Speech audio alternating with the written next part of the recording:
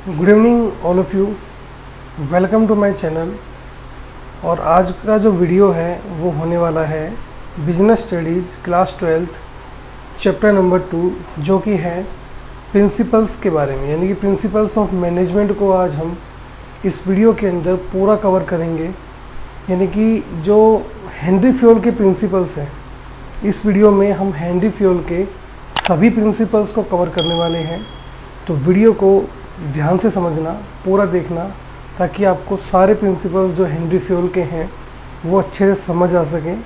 और अगर आप हमारे चैनल पर नए हैं तो चैनल को सब्सक्राइब करना ना भूलें। और आपने अगर पिछले वीडियो नहीं देखे हैं अभी तक चैप्टर नंबर 1 के, तो उनका लिंक मैं डिस्क्रिप्शन में डाल दूंगा और साथ में आई बटन पे भी लिंक दे दूंगा, वहाँ से आप जाके देख सकते हैं। चलिए आज का वीडियो शुरू करते हैं। सबसे पहले बात करते हैं principles of general management by Henry Fayol. तो सबसे पहले हम जानते हैं हेनरी फ्योल के बारे में कि हेनरी फ्योल कौन था, ठीक है, और उसने कितने प्रिंसिपल्स जो है मैनेजमेंट के अंदर दिए हुए हैं। तो हेनरी फ्योल जो था उसका जन्म 1841 में हुआ था और उसकी डेथ हुई थी 1925, ठीक है। 1841 के अंदर उसका जन्म हुआ और 1925 के अंदर उसकी डेथ हुई थी। वो क्या था? वो एक फेमस इंडस्ट्रियलिस्ट था। कहाँ का? फ्रांस का था, ठीक है। और उसने एक बुक भी लिखी थी जिसका नाम है जर्नल एंड इंडस्ट्रियल मैनेजमेंट। और उसने जो इंजीनियरिंग की हुई है वो माइनिंग एकेडमी से की हुई है। और कब की थी उसने? 1860 के अंदर की थी, ठीक है। हम हेनरी फ्योल को फादर ऑफ जनरल मैनेजमेंट के नाम से भी जानते हैं। किसके नाम से जानते हैं? फादर ऑफ जनरल मैनेजमेंट के नाम से जानते हैं। और हेनरी फ्योल ही वो पर्सन था जिसने सबसे पहले मैनेजमेंट के 4 फंक्शनों के बारे में बताया था, जो कौन कौन से थे? प्लानिंग, ऑर्गेनाइजिंग, डायरेक्टिंग और कंट्रोलिंग। इसी ने सबसे पहले मैनेजमेंट के 4 जो फंक्शन थे उनके बारे में बताया था। और जो इसके प्रिंसिपल, एक बात ध्यान रखना, आप जब केस स्टडी सोल्व करोगे इस चैप्टर की तो आपको काफ़ी हेल्प करेंगे। जो हेनरी फ्योल था उसके जितने भी प्रिंसिपल्स थे सारे के सारे टॉप लेवल मैनेजमेंट के ऊपर डिपेंड थे। यानी कि इसने जो भी प्रिंसिपल्स बनाए वो टॉप लेवल मैनेजमेंट वालों के लिए बनाए थे, ठीक है। अब बात करते हैं कि इसने कितने प्रिंसिपल दिए हैं। तो हेनरी फ्योल ने 14 प्रिंसिपल दिए थे मैनेजमेंट के अंदर। कितने प्रिंसिपल दिए थे? 14 प्रिंसिपल दिए थे मैनेजमेंट के अंदर। अब एक एक करके इन प्रिंसिपल्स को समझते हैं, ठीक है, और अच्छे से समझिएगा। चलिए फर्स्ट प्रिंसिपल देखते क्या है, डिवीजन ऑफ वर्क। तो फर्स्ट प्रिंसिपल जो हेनरी फ्योल ने दिया था वो कौन सा था? डिवीजन ऑफ वर्क था। डिवीजन ऑफ वर्क, जैसा कि नाम से आपको क्लियर हो रहा है, इसके अंदर काम का बंटवारा किया जाता है। जो टोटल काम होता है किसी भी ऑर्गेनाइजेशन का, उसको छोटे छोटे हिस्सों में बांट दिया जाता है। और जो छोटे छोटे हिस्से होते हैं उनको स्पेशलाइज जो होते हैं, स्पेशलिस्ट जो होते हैं ऑर्गेनाइजेशन के अंदर, उनको दे दिया जाता है ताकि वो उस काम को बेटर तरीके से कर सकें, ठीक है। यानी कि पूरा काम जो है वो एक आदमी नहीं करने वाला। वो काम जो होगा छोटा छोटा हिस्सों में बांट के उन एम्प्लॉयज़ को दे दिया जाएगा जो उस फील्ड के अंदर स्पेशलिस्ट है, ठीक है। अब मान लो एक ऑर्गेनाइजेशन इसको अप्लाई करे तो उसको क्या फ़ायदा होगा, और ना करे तो उसको क्या नुकसान होगा। तो मैंने यहाँ पे लिखा है इफ़ अप्लाई और इफ़ वॉयलेट। अगर करता है तो क्या होगा, नहीं करेगा तो उसका अपोजिट हो जाएगा सीधा, ठीक है। अब देखिए, अगर वो अप्लाई करता है डिवीजन ऑफ वर्क किसी भी ऑर्गेनाइजेशन के अंदर तो फ़ायदा क्या होगा? पहला, बेनिफिट ऑफ स्पेशलाइजेशन, कि वो अपने ऑर्गेनाइजेशन के अंदर स्पेशलाइजेशन का बेनिफिट ले सकता है।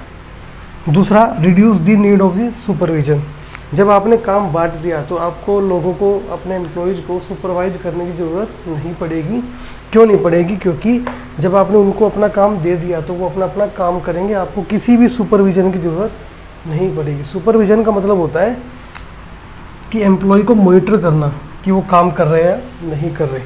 उसके बाद ensure the optimum utilisation of the resources, यानी कि आपके पास जितने भी रिसोर्सेज हैं आप उनका अच्छे से यूज कर सकते हो। नेक्स्ट आता है increase the work efficiency and effectiveness. और जो आपका टोटल काम है उसकी एफिशिएंसी बढ़ेगी, मतलब वो काम फास्ट होगा और अच्छे तरीके से होगा। तो ये था डिवीजन ऑफ वर्क के बारे में। अब बात कर लेते हैं अथॉरिटी एंड रिस्पॉन्सिबिलिटी। अथॉरिटी का मतलब होता है अधिकार और रिस्पॉन्सिबिलिटी का मतलब होता है दायित्व, ठीक है।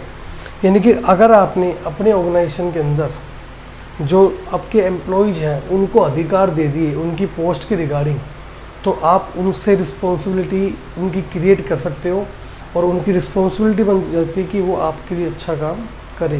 तो हेनरी फयोल का मानना था कि हर ऑर्गेनाइजेशन के अंदर अथॉरिटी को और रिस्पॉन्सिबिलिटी को दिया जाए एम्प्लॉयज़ को, जिससे उनके अंदर एक काम करने की भावना उत्पन्न हो, यानी कि उनके अंदर डेडिकेशन क्रिएट हो। ठीक है, अब अगर इस प्रिंसिपल को यूज किया जाएगा तो इसके फ़ायदे क्या होंगे? पहला कि जो अथॉरिटी है उसका मिसयूज नहीं होगा, सबसे बड़ी बात। दूसरा कि आप है ना अकाउंटेबिलिटी क्रिएट कर सकते हो। अकाउंटेबिलिटी को हम बोलते हैं जिम्मेदारी। ठीक है, आप अकाउंटेबिलिटी वहाँ पे क्रिएट कर सकते हो। अथॉरिटी अधिकार होता है एक तरह से, रिस्पॉन्सिबिलिटी दायित्व होता है। ठीक है, और नेक्स्ट आता है कि आपका जो ऑर्गेनाइजेशन है वो स्मूथ चलेगा। बिल्कुल क्यों चलेगा? क्योंकि सभी को अपने अपने अधिकारों के बारे में पता है, सभी को अपनी अपनी रिस्पॉन्सिबिलिटी के बारे में पता है। नेक्स्ट आता है डिसिप्लिन। डिसिप्लिन का मतलब होता है कि आपको आपके जितने भी ऑर्गेनाइजेशन के अंदर रूल हैं, जितने भी रूल्स एंड रेगुलेशन है वो फॉलो करने हैं। ठीक है, अगर आप अपने रूल्स एंड रेगुलेशन को फॉलो करोगे तो आपके ऑर्गेनाइजेशन के अंदर बिल्कुल स्मूथ काम चलेगा। तो हेनरी फयोल ने कहा था कि रूल्स एंड रेगुलेशन जो हैं वो किसी भी ऑर्गेनाइजेशन के अंदर तोड़े नहीं जाने चाहिए। नेक्स्ट आता है इसके अंदर अगर अप्लाई करें तो क्या होगा, नहीं करें तो क्या होगा। अगर अप्लाई करेंगे तो क्या होगा? सिस्टमेटिक तरीके से काम चलेगा। दूसरा, कम्युनिकेशन जो है वो एक प्रॉपर तरीके से होगा, स्केलर चेन के थ्रू होगा। Next, develop the sense of commitment, यानी कि जो वर्कर्स और मैनेजमेंट है दोनों के बीच में कमिटमेंट होंगे और कमिटमेंट पूरे किए जाएंगे। ठीक है, और लास्ट है efficient realisation of the organisation goal, और जो ऑर्गेनाइजेशन का गोल है वो अच्छे तरीके से पूरा हो जाएगा। ठीक है, अभी हमने बात की 3 प्रिंसिपल की। अब हम आगे देखेंगे कि जो बाकी बचे हुए प्रिंसिपल्स हैं उनको कैसे स्टडी करना है और कैसे उनको हम समझ सकते हैं। तो जो नेक्स्ट प्रिंसिपल हमारे पास आता है वो आता है 4th नंबर पे, unity of command. Unity of command. Unity of command के अंदर आप एक चीज़ ध्यान रखना, यहाँ पे पहले से लिखा हुआ कमांड, यानी कि कमांड मतलब ऑर्डर देना। ठीक है, तो यहाँ पे क्या होगा, जो सुपीरियर है, सुपीरियर 1 और सुपीरियर 2, मान लो नीचे है सबऑर्डिनेट, सबऑर्डिनेट 1 और सबऑर्डिनेट 2। तो एक बात ध्यान रखना, एक टाइम में जो एक सुपीरियर है वो एक ही को ऑर्डर देगा या दूसरे को भी दे सकता है, लेकिन ये जो हमने यहाँ तक बनाया है ये है राइट अप्रोच। ठीक है, ये क्या है? राइट अप्रोच है। क्यों अप्रोच है राइट? क्योंकि जब इसने इसको ऑर्डर दिया, इन दोनों को, जब एक सुपीरियर ने दोनों सबऑर्डिनेट्स को ऑर्डर दिया तो ये किसके लिए रिस्पॉन्सिबल होंगे? उसी सुपीरियर के लिए रिस्पॉन्सिबल होंगे। अगर सेम टाइम पे सुपीरियर जो सेकंड वाला है वो भी इनको ऑर्डर दे दे तो ये क्या हो जाएगी? रॉन्ग अप्रोच हो जाएगी। फिर रॉन्ग अप्रोच क्यों हो जाएगी? हेनरी फयोल के अकॉर्डिंग अगर एक टाइम पे 2 सबऑर्डिनेट दोनों अलग अलग सुपीरियर से ऑर्डर लेंगे तो फिर क्या होगा? उनको समझ नहीं आएगा कि वो किसको जवाब दे और किसकी बात माने। तो ऑर्गेनाइजेशन के अंदर क्या होगा? काम कभी भी अच्छे तरीके से पूरा नहीं हो पाएगा। जो नेक्स्ट आता है वो आता है unity of direction. Unity of direction का क्या मतलब होता है, समझ लेते हैं। देखो, सिंपल सा तरीका है इसको समझने का कि यहाँ पे 1 हेड फॉर 1 प्रोडक्ट, यानी कि यहाँ पे आपका जो प्रोडक्ट है, एक प्रोडक्ट का एक अलग हेड होगा। जैसे एग्जांपल लेते हैं, मान लो एक कंपनी है, कोई भी कंपनी एग्जांपल ले सकते हो आप। हमने ले लिया मान लो सैमसंग का एग्जांपल। ठीक है, अब सैमसंग आपको पता है टीवी भी बनाती है और सैमसंग जो है वो फ्रिज भी बनाती है और सैमसंग के मोबाइल भी आते हैं। ठीक है, अब सैमसंग जो है वो तीनों चीज़ें बना रही है, लेकिन तीनों चीज़ों का अपना अपना मार्केट है। टीवी का अपना अलग मार्केट है, फ्रिज का अलग मार्केट है और मोबाइल का अलग मार्केट है। अब अगर इनका तीनों का हेड सेम होगा तो वो किसी के ऊपर भी अच्छे से एक्टिविटी नहीं कर पाएगा, किसी को भी अच्छे से कंट्रोल नहीं कर पाएगा, और रिजल्ट क्या निकलेगा कि वो ना तो टीवी का डिपार्टमेंट अच्छे चलेगा, ना फ्रिज का, ना मोबाइल का। तो यूनिटी ऑफ डायरेक्शन के अकॉर्डिंग क्या होना चाहिए? टीवी का एक अलग से हेड होना चाहिए, ठीक है, फ्रिज का एक अलग से हेड होना चाहिए और मोबाइल का एक अलग से हेड होना चाहिए। अगर सेपरेट हेड होंगे तो ये अपने अपने डिपार्टमेंट के लिए रिस्पॉन्सिबल होंगे। जैसे अगर टीवी का हेड है तो ये टीवी के लिए रिस्पॉन्सिबल होगा, ये फ्रिज के लिए होगा और ये मोबाइल के लिए होगा। और ये तीनों ही अपने अपने प्रोडक्ट के रिगार्डिंग अच्छे से रिसर्च वगैरह कर सकते हैं। तो हेनरी फ्यूल के अकॉर्डिंग हर प्रोडक्ट का एक सेपरेट हेड होना ज़रूरी है, ठीक है।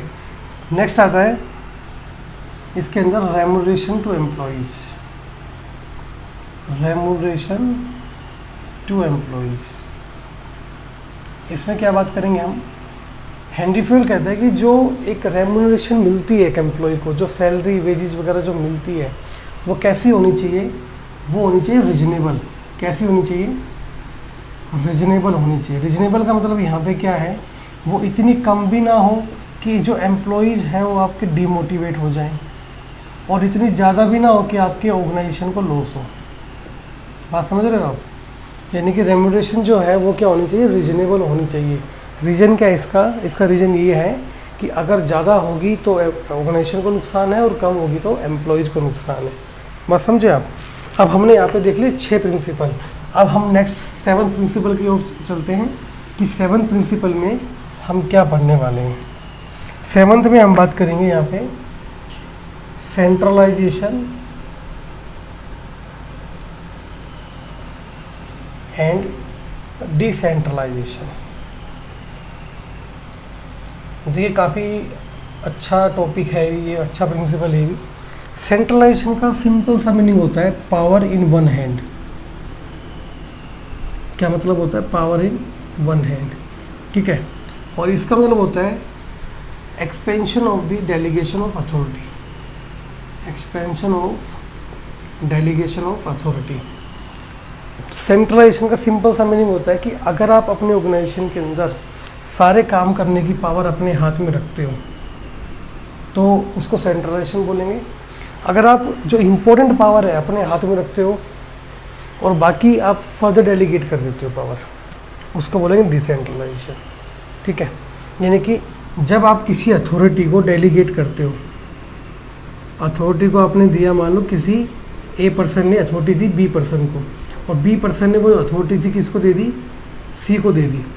तो यहाँ पे जो होगा, ये जो पूरा होगा ये होगा डिसेंट्रलाइजेशन। क्या होगा ये, डिसेंट्रलाइज। यानी कि ये तो यहाँ तक हो गया डेलीगेशन ऑफ अथॉरिटी, और ये जो कंप्लीट हो गया ये क्या हो गया, डिसेंट्रलाइजेशन। क्यों हो गया, क्योंकि यहाँ पे डेलीगेशन ऑफ अथॉरिटी को क्या किया हमने, एक्सपेंड कर दिया। क्या कर दिया, एक्सपेंड कर दिया। तो अब बात ये आती है, अगर मान लो एक ऑर्गेनाइजेशन सेंट्रलाइजेशन को फॉलो करे या डिसेंट्रलाइजेशन को फॉलो करे, दिक्कत क्या आएगी।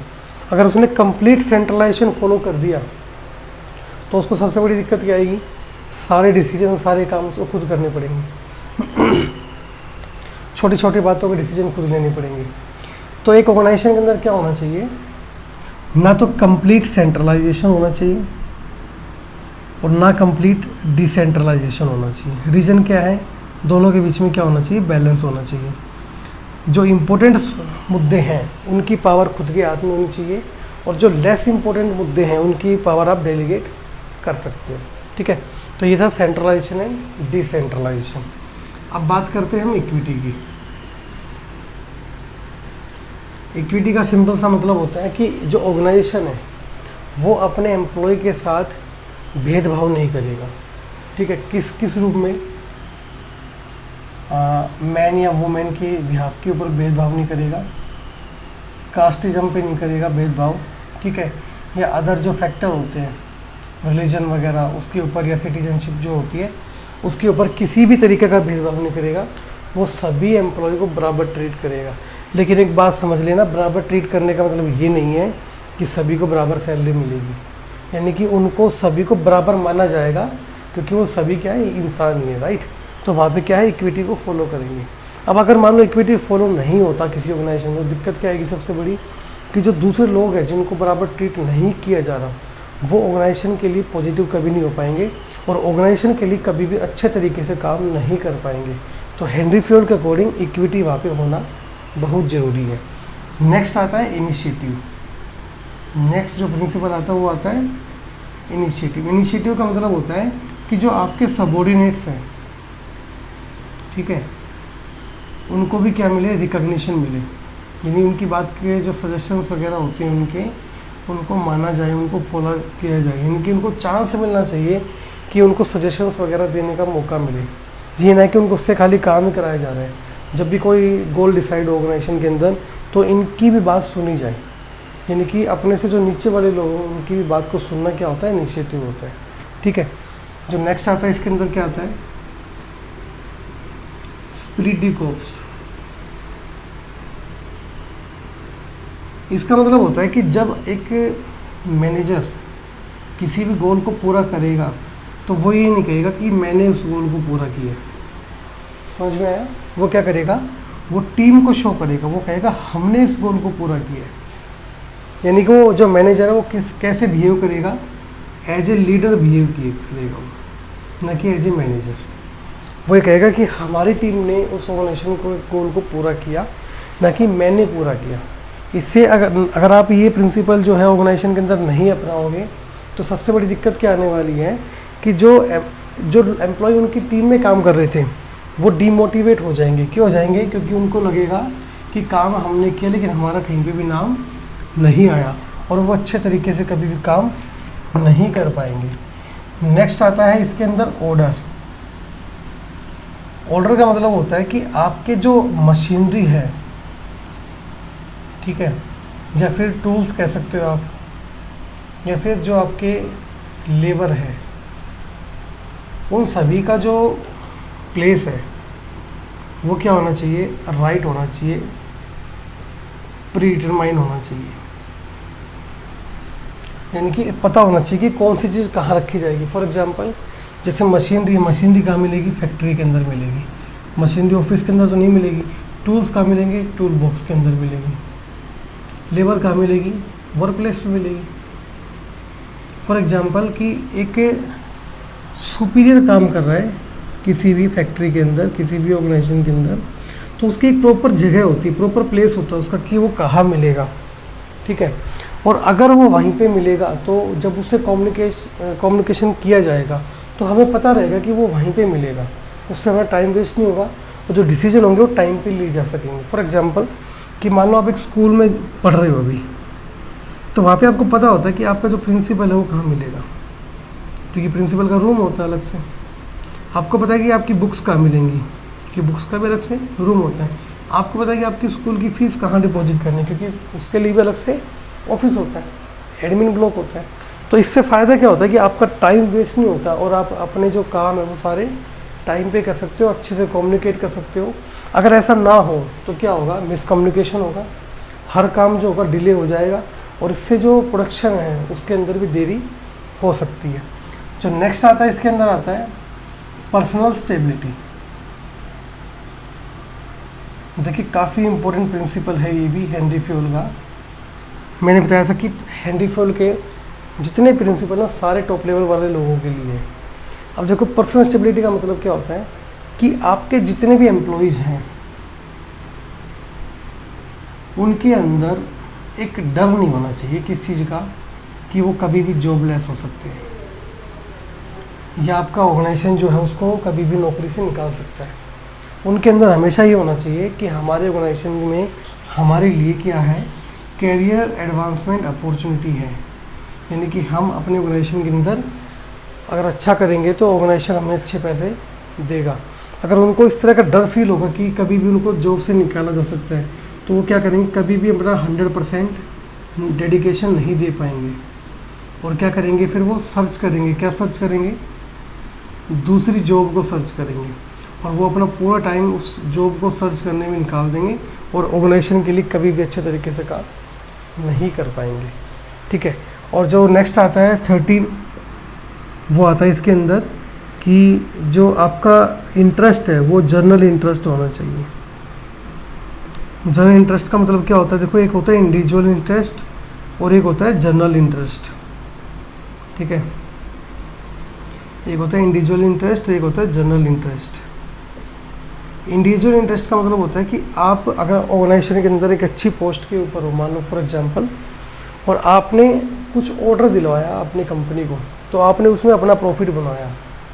आपने ऑर्गेनाइजेशन का बेनिफिट नहीं किया, आपने अपने प्रॉफिट के लिए कंपनी को वो माल महंगा दिला दिया क्योंकि आपका बीच में कमीशन बन रहा था। तो वहाँ पे आपका इंडिविजुअल इंटरेस्ट था। जब आप ऑर्गेनाइजेशन के इंटरेस्ट के लिए काम करते हो उसको बोलते हैं जनरल इंटरेस्ट। अगर एम्प्लॉय जनरल इंटरेस्ट में काम करेंगे, ऑर्गेनाइजेशन की भलाई के लिए काम करेंगे, तो वो ऑर्गेनाइजेशन तरक्की भी करेगा लास्ट के अंदर। ठीक है, जो लास्ट प्रिंसिपल आता है वो हमने रखा है स्केलर चेन का। क्यों रखा है लास्ट के अंदर? क्योंकि बच्चों को इसमें सबसे बड़ी दिक्कत होती है इस प्रिंसिपल के अंदर। तो चलिए इसको भी समझ लेते हैं एक बार क्या होता है। देखिए स्केलर चेन लास्ट आता है। स्केलर चेन के अंदर समझने वाला एक डायग्राम बस खाली। ठीक है, फॉर एग्जांपल यहाँ पे ए है, बी है, सी, डी और ये ई, एफ, जी, एच और आई। ये हमने जो बनाया, ये बनाया फ्यूल लेडर। क्या बनाया हमने? फ्यूल सीढ़ी बनाई हमने। ठीक है, अब मान लो फ्यूल कहता है कि हमें क्या करना है, जब भी कम्युनिकेट करना है ऑर्गेनाइजेशन के अंदर, जब भी हम कम्युनिकेट करेंगे क्या करेंगे? सीक्वेंस में करेंगे, सीरियल के अंदर करेंगे। ठीक है, यानी कि हमें बिल्कुल सीक्वेंस में कम्युनिकेट करना है, हम इस लेटर को तोड़ेंगे नहीं। फॉर एग्जांपल ये सबसे लोअर लेवल के एम्प्लॉइज हैं, ए और आई। ठीक है, अब इनको आपस में क्या करना है? कम्युनिकेट करना है। क्या करना है? कम्युनिकेट करना है। तो इनका कम्युनिकेशन कैसे होगा अकॉर्डिंग टू फ्यू लेटर? सबसे पहले ए जो आई है, मान लो इसको कम्युनिकेट करना है ए से। ये कैसे कम्युनिकेट करेगा? ये सबसे पहले जाएगा एच के पास, फिर ये यहाँ से ऐसे जाएगा जी के पास, फिर एफ के पास, फिर ऐसे, और लास्ट में आके फिर यहाँ पे इससे कम्युनिकेशन होगा, और जो इसका रिप्लाई जाएगा फिर वो ऐसे रिप्लाई जाएगा। ठीक है, यानी कि स्केलर चेन के अंदर ऐसे कम्युनिकेट किया जाता है। अब जब स्केलर चेन बनाया गया तो इसके अंदर काफ़ी लोगों ने इसका विरोध किया। क्यों किया विरोध? क्योंकि इसमें टाइम बहुत सारा खर्च हो जाता है। क्यों हो जाता है? और शायद जब वो यहाँ तक इन्फॉर्मेशन पहुँचेगी तब तक उस इन्फॉर्मेशन की जो इम्पोर्टेंस है वो ख़त्म भी हो जाए। तो फ्योर ने फिर क्या किया, यहाँ पे एक नया एक्सेप्शन डाला। यहाँ पे क्या डाला? नया एक्सेप्शन डाला, और उस एक्सेप्शन का नाम रखा गया गैंग प्लैंक। क्या रखा गया? गैंग प्लैंक नाम रखा गया उसका। यानी कि अगर इन केस ऑफ एमरजेंसी, ठीक है, एमरजेंसी के अंदर अगर मान लो इस बंदे को इससे कम्युनिकेट करना है तो ये सीधा अपने सबऑर्डिनेट के पास जाएगा, और ये सबऑर्डिनेट सीधा कनेक्ट करेगा बी से, अपने बराबर के लेवल के सबऑर्डिनेट से, और फिर जो इनसे कम्युनिकेट है ये ऐसे करके पूरा हो जाएगा। यानी कि इस केस में इमरजेंसी के अंदर खाली हम क्या करेंगे? कम्युनिकेट करेंगे। तो फ्योल ने क्या किया? इस पर एक्सेप्शन का नाम दिया जिसका नाम रखा गया गैंग प्लैंक। तो अभी हमने क्या किया? हमने 14 प्रिंसिपल्स पढ़े जो हेनरी फ्योल के जनरल प्रिंसिपल के, यानी कि जनरल जो प्रिंसिपल्स थे वो सारे हमने देखे। 14 के 14 सिंपल प्रिंसिपल है, कोई इसमें हार्ड एंड फास्ट रूल नहीं है, आप भी सीख सकते हो। और इनको याद करने का सबसे अच्छा तरीका होता है कि जब भी आप बिजनेस स्टडीज़ पढ़ें अपने आप को एज ए ओनर रख दें वहाँ पे, तो आपको ज़्यादा दिक्कत नहीं आएगी उसको समझने के लिए। तो आज के वीडियो में इतना ही। अगला जो वीडियो होगा उसमें हम बात करेंगे फ्रेडरिक वेंसलो टेलर के बारे में, जिसने साइंटिफिक प्रिंसिपल्स दिए थे और साइंटिफिक टेक्निक्स दी थी मैनेजमेंट के अंदर। तो अगला जो वीडियो होगा उसके बारे में होगा। आई होप आपको आज का वीडियो अच्छा लगा हो। मिलते हैं अगले वीडियो में। Thank you so much for watching this video. Have a nice day.